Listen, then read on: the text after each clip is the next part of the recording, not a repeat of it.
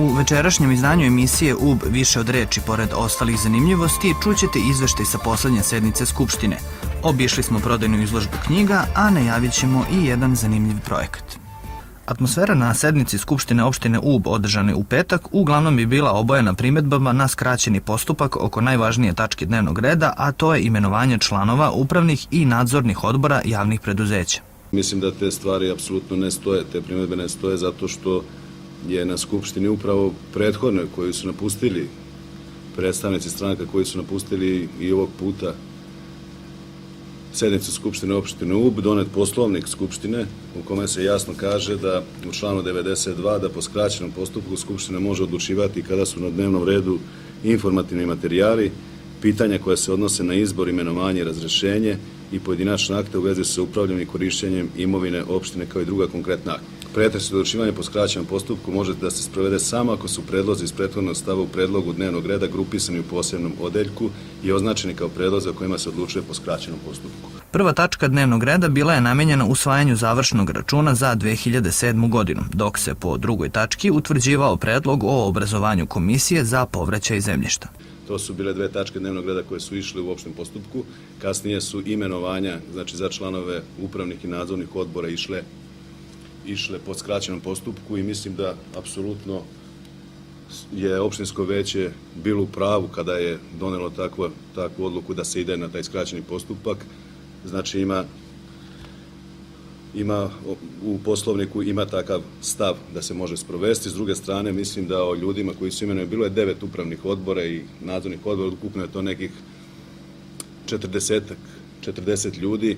Da li treba Skupština raspravlja pojedinačno o delu i imenu svakog od tih ljudi koji prvo nisu tu prisutni, znači odbornici ne mogu da budu članovi niti bilo kog upravnog odbora, niti nadzornog odbora, znači raspravljati o ljudima koji prvo nisu tu. Druga stvar, raspravljati o njihovim ličnostima gde može svakom od odbornika ili svakom od grupa koji imaju nešto protiv njegovog imenovanja da se svašta priča za čoveka koji tu takođe nije prisutan. Po 3, niko od nas nije taj vrhovni neki sud da može da utvrdi ili sve višnji da može da utvrdi kakav je ko čovek. Znači, osnovna stvar je da kad se bude raspravljalo o radu tih upravnih odbora, nadzornih odbora, normalna stvar da će to ići u opštu proceduru gde odbornici mogu imati primedbe na rad tih upravnih odbora ili tih preduzeća, korisnika budžeta, može raspravljati ceo dan, mislim, apsolutno u tom trenutku treba da pokažu tada neku volju raspravljanja o radu, a ne o tome ko je kakav čovek i da daju neko svoje mišljenje o tom čoveku. Mislim da bi došla na Skupštinu jednu situaciju koja je neprijatna prvo za te ljude koji su imenovani u te upravne odbore i koji su predloženi za nosioce funkcija koje slede. Druga stvar, da vam kažem, te predloge je pravila skupštinska većina koja ima 23 odbornika u Skupštini opštine. To bi prošlo i nije prošlo, međutim, mislim da je ovog puta izbegnuta jedna onako neprijatna stvar na Skupštini da pričamo o nekim ljudima, znači ne držeći se uopšte potreba građana i ono zašto lokalna samouprava i čemu lokalna samouprava treba služiti, to je za rešenje potreba građana i svih njihovih interesa. Mislim da ovog puta bi se svelo na rekla-kazala priču koja apsolutno u Skupštini nije potrebna. Na prethodnoj sednici Skupštine predstavnici Srpske radikalne stranke uložili su žalbu sudu u Valjevu, smatrajući da izborom određenih odbornika iz vladajuće grupe stranaka u izvršne organe vlasti, ta grupa gubi većinu u Skupštini. Prethodno napuštanje Skupštine strane Demokratske stranke Srbije, Srpske radikalne stranke, znači prve sednice, druge sednice koja je nakon toga obavljena, mislim da je se pokazala kao nepraktičnom iz jednog razloga što nisu učestvovali u sastavljanju poslovnika i primedbi na taj isti poslovnik. S druge strane, to što su se žalili okružnom sudu, mislim da nije dalo rezultate, mislim da su samo baš odbornici tih grupa bili uskraćeni za rad u Skupštini, jer neverovatna je stvar da se može izborna volja građana na bilo koji način obstruirati i nemoguće, na primjer, grupi građana ili stranci iz koje sam ja došao, Demokratskoj stranci, uskratiti broj mandata bilo kojom odlukom Skupštine. To je sasvim jasno bilo svakom. Oni nisu učestvovali i mislim da je jedino koji je izgubio neučešćem u Skupštini, izgubili su odbornici te grupe.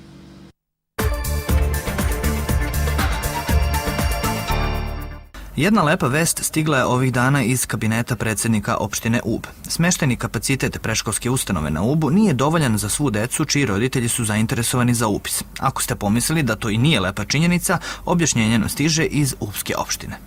kabinetu predsjednika opštine je stigla žalba 80 roditelja kojima nije omogućeno da 1. septembra smeste svoju decu u naš postojeći vrtić. Taj problem se dešavao i ranije i mi smo došli do ideje da pokušamo da prevaziđemo taj problem na najbolji mogući način tako što ćemo napraviti proširenje za vrtić. U toku je izrada idejnog projekta zgrade koja će funkcionalno biti povezana za već postojeću zgradu vrtića. U prostoru školskog vrtića, znači u dvorištu, ima dovoljno mesta. Ta bi zgrada u prizemlju sadržala 3 učionice sa kompletnom opremom za decu predškolskog uzrasta, sa mogućnošću da se podigne još jedan sprat kojim bi se dobile takođe još 3 učionice, smatrajući da ćemo na taj način da taj problem rešimo na malo duže staze, znači na nekih 10 godina, jer ne znamo kako će se stvari dalje odvijati. Projekat bi uskoro trebao da stigne do opštinskog veća na usvajanje. Verovatno ćemo rebalansom budžeta za ovu godinu predvideti iznos sredstava potreban da se ova investicija završi recimo do kraja godine. Prilikom ovakvih projekata uvek se javlja pitanje da li će za izvršenje radova biti dovoljno novčanih sredstava. Pa idejni projekat će da sadrži i predmet i predračun radova i prema tom idejnom projektu ćemo mi verovatno ići da izaberemo i izvođača radova i znaćemo sa nekim nivoom tolerancije ili pragom značajnosti do nekih 5% koliko će nam sredstava biti potrebno. Naravno da će biti sredstva za građevinske radove, posle toga treba planirati da se to adekvatno opremi, imajući u vidu da predškolska ustanova naša na Ubu ima do sada je u opremi i uopšte u svemu zadovoljavala vrlo visoke standarde. Završetkom radova obezbedio bi se dovoljan broj mesta za decu roditelja koji su uputili žalbu. Naravno, otvorena je mogućnost povećanja i tog kapaciteta. Ako se završe ove 3 učionice, znači imat ćemo rešen problem za ovu decu koja za sad ne mogu biti primljena u vrtiću, sa mogućnosti da u nekih 4 do 5 godina znači možemo da amortizujemo i neki razuman dolazak ili broj povećanja dece. Nažalost, taj broj povećanja dece nije onako kako mi želeli mnogo više dece, a sa ovim mogućnošću da se ozida još jedan sprat, onda će problem biti rešen verovatno u naredne decenije.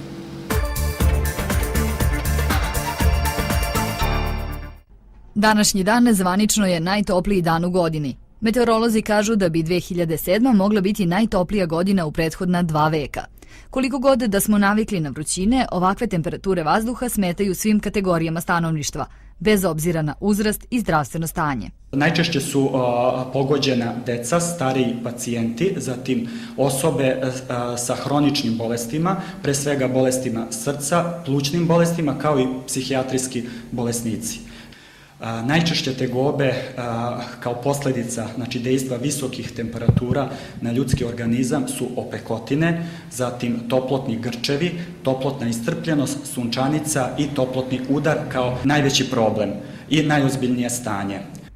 Kako bismo izbegli pomenute tegobe, neophodno je da se tokom ovih tropskih dana adekvatno odevamo, hranimo, uzimamo dosta tečnosti, a najbitnije je da sunce izbegavamo u periodu od 11 do 17 časova. Treba nositi šešire sa širokim obodom, zatim kačket, treba unositi što više tečnosti, negde oko 2 do 3 litara dnevno, takođe što više voća i povrća, treba provetravati prostorije u kojima osoba boravi.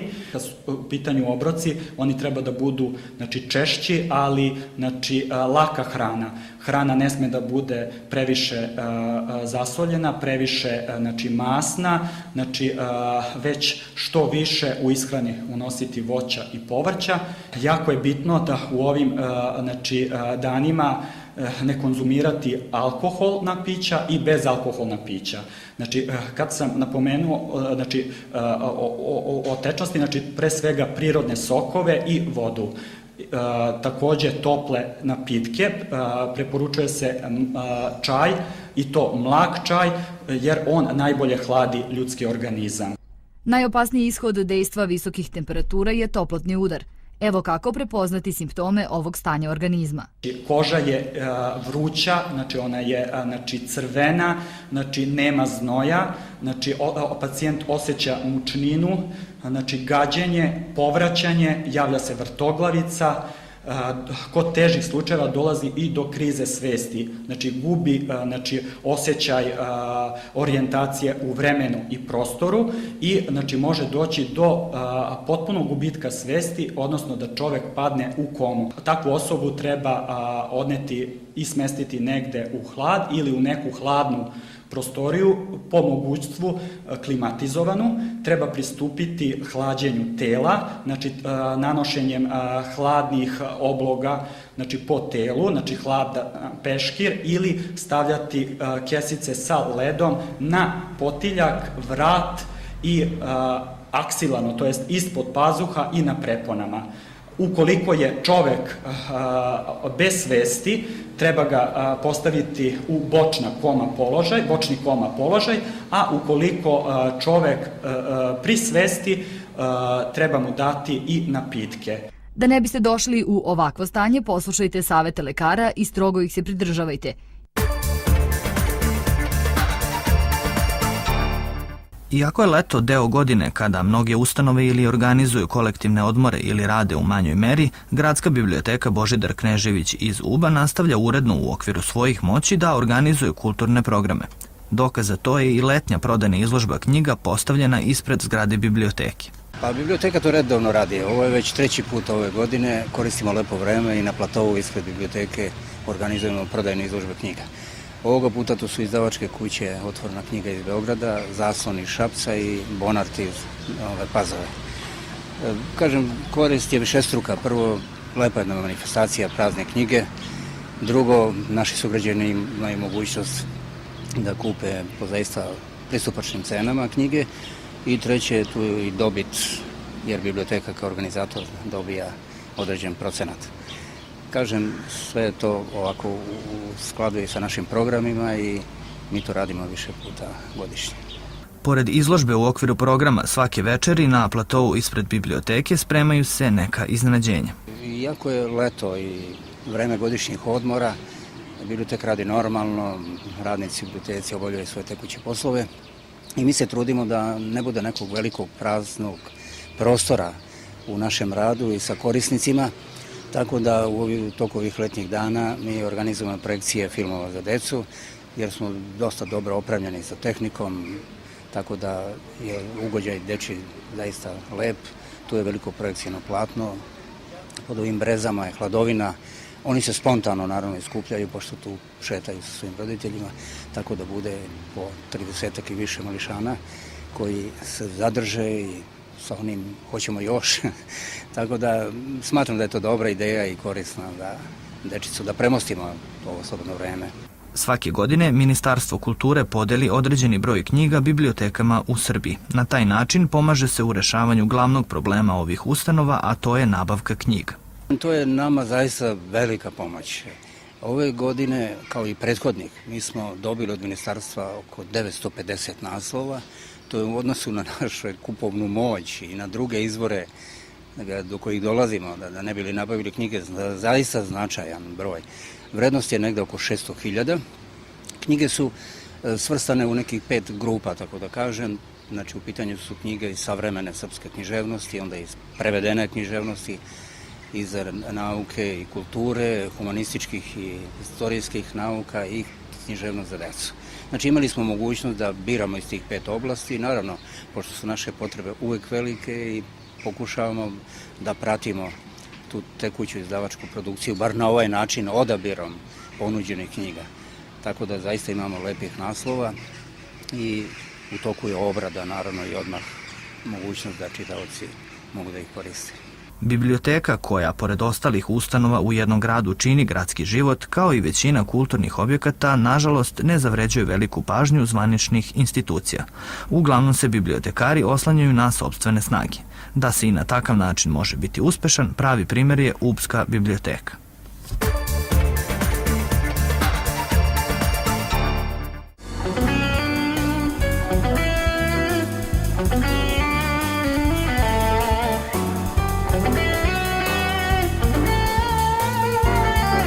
Sudeći po ovim kadrovima, vreli letnji dani u Srbiji naterali su i građane Uba da slobodne trenutke u rešavanju svakodnevnih obaveza provedu skriveni od sunčevih zraka. Lokacija centar varoši. Podne, užurbanim koracima pokušava se ukrasti malo od vremena i stići do svoje oaze.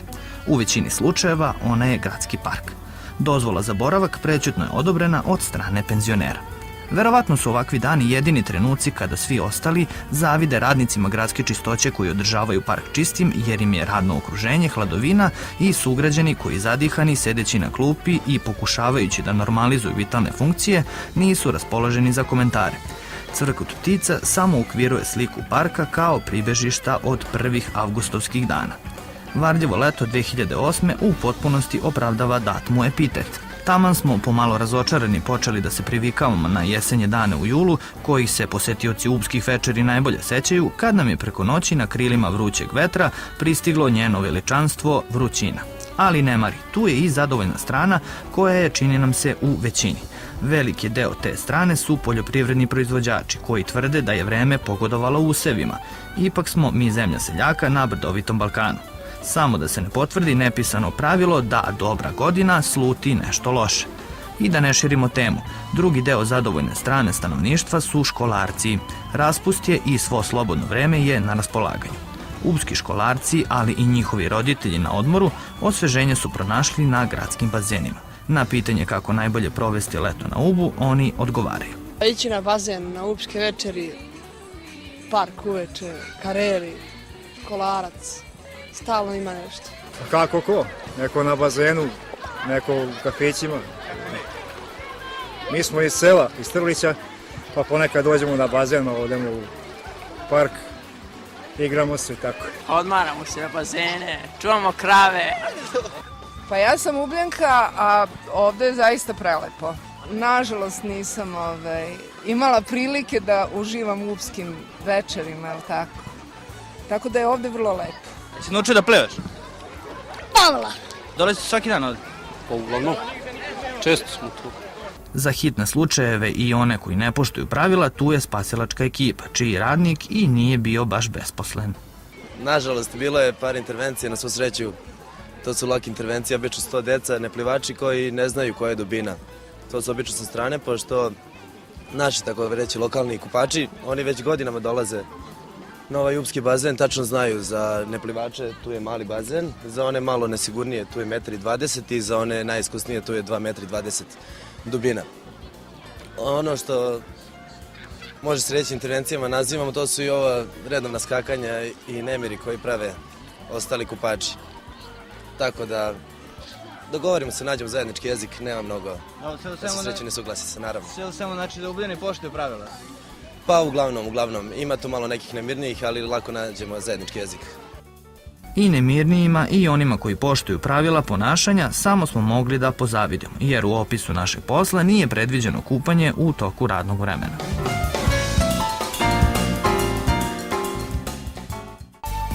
To bi bilo sve za ovaj utorak. Ekipa emisije UB više od reči pozdravlja vas do sledeće nedelje kada vas očekuju nove priče iz Ubske varoši.